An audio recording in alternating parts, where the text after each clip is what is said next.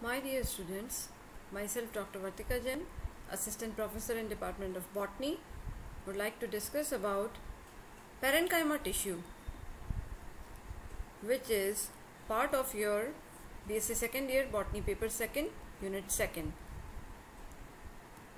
So, what is this parenchyma tissue? It is a type of simple permanent tissue. सरल स्थायी ऊतक को 3 प्रकार में विभाजित किया गया है। पहला मृदु ऊतक, दूसरा स्थूल कोण ऊतक कोलेनकाइमा और तीसरा स्क्लेरेनकाइमा जिसे आप दृढ़ोतक के नाम से जानते हैं। और सिंपल परमानेंट टिश्यू जैसा हमने प्रीवियस वीडियोस में देखा दैट इनकी सारी कोशिकाएं स्ट्रक्चर और फंक्शन में समान होती हैं और इसीलिए इसे समांगी ऊतक या होमोजेनस टिश्यू के नाम से जाना जाता है। और इसका जो प्रथम प्रकार है पेरेनकाइमा टिश्यू, इसकी चर्चा हम इस वीडियो में करेंगे। पेरेनकाइमा टिश्यू 2 शब्दों से मिलकर बना है। पहला पैरा, जिसका तात्पर्य है बिसाइड अर्थात पास में, और दूसरा है एनकीन, इसका तात्पर्य है टू पोर। अर्थात यहाँ पे this tissue is poured beside other tissue to fill the space. तो जहाँ आप पर्टिकुलरली आप अगर इसे देखें तब आप किसी एक प्लांट का टीएस काट रहे हैं, स्टेम का टीएस काटते हैं या रूट का टीएस काटते हैं, तो आप देखते हैं कि कॉर्टेक्स या वल्कुट या पित्त की कोशिकाएं जो हैं स्पेशली इसी पेरेनकाइमा टिश्यू से बनी हुई हैं। और इसे हम मोनोकॉट में तो हम इसे भरण ऊतक के नाम से भी जानते हैं, ग्राउंड टिश्यू के नाम से इसे जानते हैं। तो ये पेरेनकाइमा टिश्यू भरने का काम कर रहा है और नेचर में this is very soft tissue क्योंकि इसकी कोशिका भित्ति सेलुलोज की बनी हुई है।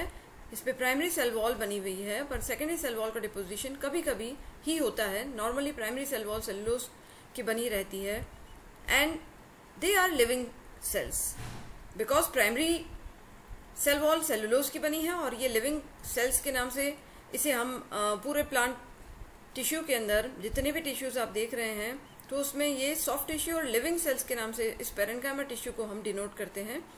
इन कोशिकाओं में न्यूक्लियस पाया जाता है और कोशिकाओं के बीच अंतर कोशिकीय अवकाश 2 कोशिकाओं के बीच में आपको देखने को मिलेंगे। और इनकी शेप या तो स्फेरिकल राउंड शेप हो सकती है या बहुभुजीय षटकोणीय हो सकती है। यूजुअली आइसोडायमेट्रिक शेप में ये पेरेनकाइमा की कोशिकाएं मृदु ऊतक की कोशिकाएं दिखाई देती हैं। तो parenchyma tissue it is the most basic type of differentiated cell और ये प्लांट ऑर्गन्स जितने भी हैं उन सबका एक मेन फ्रेमवर्क है।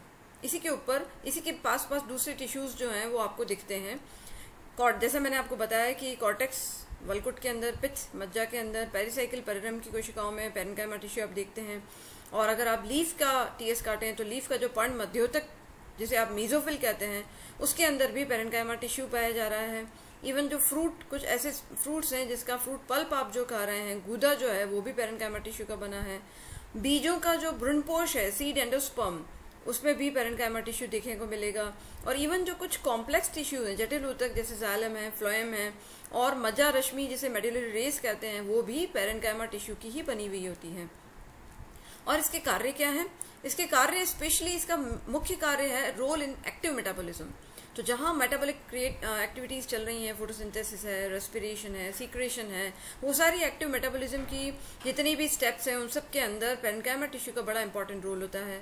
दूसरा, ये पानी को स्टोर करने में या भोज्य पदार्थों को स्टोर करने में स्टोरेज के रूप में भी एक पेरेनकाइमा टिश्यू कार्य करता है। तीसरा, इसका मुख्य कार्य है वुंड हीलिंग। जहाँ चोट लग जाए, घाव लग जाए, आप देखते हैं प्लांट को आपने एक जगह से कट किया, थोड़े दिनों बाद वो जगह भर जाता है, वुंड हीलिंग हो जाती है, तो वहाँ पेरेनकाइमा टिश्यू आता है और इसलिए सॉफ्ट टिश्यू से कहते हैं। रीजनरेशन का काम करना, वहाँ पे ये इंपॉर्टेंट रोल प्ले करता है। देन एक और पार्ट है इसका बेयोंसी प्रदान करना, उत्प्लावकता प्रदान करना। तो ये हम देखेंगे हाइड्रोफाइट्स के अंदर जो जलोद्भिद पौधे होते हैं, जल में पाए जाने वाले पौधे हैं, आप देखते हैं वो जल में जब तैर रहे हैं इतना इजीली, तो वो इस पेरेनकाइमा टिश्यू के कारण ही ऐसा हो रहा है। वो कैसे हो रहा है वो हम नेक्स्ट स्लाइड्स में देखेंगे। एंड यही पेरेनकाइमा टिश्यू जो है कई बार मेरिस्टेमेटिक एक्टिविटी मैच्योर हो जाने के बाद भी अपने पास रखता है और इस वजह से जब सेकेंडरी ग्रोथ पौधे में होने वाली होती है तो it gives rise to cork cambium and even interfascicular cambium. 2 intrafascicular cambium के बीच में जो कैम्बियम बनता है जिसे हम इंटरफेसिकुलर कैम्बियम कहते हैं, वो बनाने में भी इस पेरेनकाइमा टिश्यू मेरिस्टेमेटिक सेल्स के रूप में कन्वर्ट होकर के हेल्प करता है। So what are the types of parenchyma tissue? मृदु ऊतक कितने प्रकार का है? कार्यों के आधार पर इसका विभाजन किया गया, मुख्यतः 3 प्रकार का है। क्लोरेनकाइमा जिसे आप हरित मृदु ऊतक कहते हैं, एरेनकाइमा वायु ऊतक कहते हैं, और स्टोरेज पेरेनकाइमा जिसे जो संचय करने का काम करता है, स्टोर करने का काम करता है, और चौथा प्रकार प्रोसेनकाइमा है जिसे हम इसके अंदर टाइप्स ऑफ पेरेनकाइमा टिश्यू में रख रहे हैं, फंक्शन के आधार पर नहीं, क्योंकि ये मैकेनिकल सपोर्ट प्रदान करने का काम मुख्यतः करता है। तो पहला देखते हैं हरित मृदु ऊतक क्लोरेनकाइमा।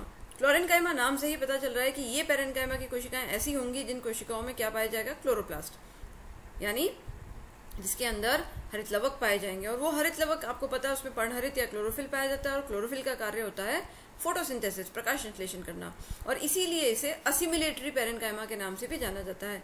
और फोटोसिंथेसिस करने वाला स्पेशली आप देखेंगे जो ग्रीन पार्ट है पौधे का, चाहे वो लीव्स हैं या यंग स्टेम जो होता है जो ग्रीन होता है, उनकी सेल्स में जो पेरेनकाइमा है वो क्लोरेनकाइमा होता है, क्योंकि उसमें क्लोरोफिल क्लोरोप्लास्ट के अंदर भरा हुआ रहता है। तो लीफ मेसोफिल पर्ण मध्योतक में आप देखते हैं पेलिसेड टिश्यू जिसे खम्भ ऊतक कहते हैं, और स्पॉन्जी पेरेनकाइमा, स्पॉन्जी मृदु ऊतक, वो दोनों ही क्लोरेनकाइमा से बने हैं। And even in the outer cortex of young stems उनमें भी देखने को मिलता है। और उसका मुख्य कार्य है फोटोसिंथेसिस करना, प्रकाश संश्लेषण करना और भोज्य पदार्थों का निर्माण करना।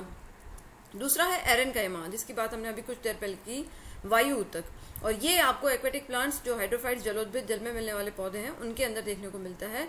इसके अंदर आप देखेंगे कि दो कोशिकाओं के बीच में काफी ज्यादा मात्रा में बहुत ही बड़ा इंटरसेल्युलर स्पेस आपको देखने को मिलेगा, और जिसके थ्रू पूरे प्लांट में वो कनेक्टेड है, और इसके अंदर एयर भरी रहेगी, एयर का सर्कुलेशन इजीली हो पाएगा, और वो उत्प्लावकता उसको प्रदान करेगा। हवा भरी रहेगी तो हल्का हो जाएगा पौधा और पानी के ऊपर इजीली वो तैर सकेगा।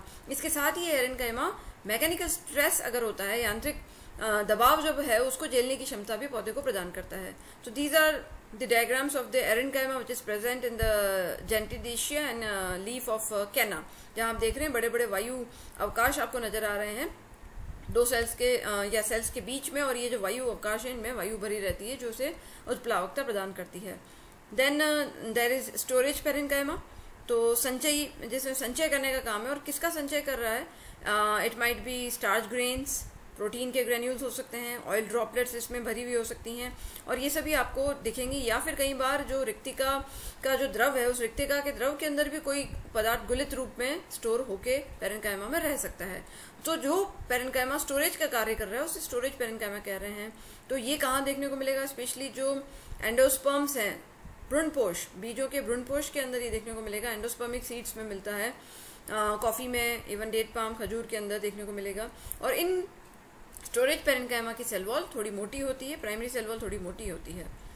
Then the last one is the prosenchyma, जिसके अंदर आप देख रहे हैं कि उनकी कोशिकाएं थोड़ी लंबी हैं, एलोंगेटेड है, पॉइंटेड हैं और मोटी भित्ति की हैं, और स्पेशली इसका कार्य है मैकेनिकल सपोर्ट प्रदान करना। तो तीन प्रकार के स्पेशली फंक्शन के आधार पे आपने देखे हैं पेरेनकाइमा के टाइप्स, जिसमें आपने जो पहला टाइप देखा है वो है क्लोरेनकाइमा, दूसरा आपने देखा है जो कि वायु ऊतक का कार्य कर रहा है, एरेनकाइमा, और तीसरा आपने देखा है स्टोरेज पेरेनकाइमा, और चौथा प्रकार है प्रोसेनकाइमा। तो ये पेरेनकाइमा टिश्यू, ये पेरेनकाइमा मृदु ऊतक सॉफ्ट टिश्यू है, मृदु यानी सॉफ्ट टिश्यू है, और ये soft tissue specially plant body के अंदर wound healing, regeneration, active metabolism, respiration, photosynthesis, इन सभी कार्यों में योगदान देने वाला एक महत्वपूर्ण सिंपल परमानेंट टिश्यू का टाइप है। और इसके आगे जो नेक्स्ट सिंपल परमानेंट टिश्यू है कोलेनकाइमा, वो हम नेक्स्ट वीडियो में देखेंगे। Thank you very much for watching.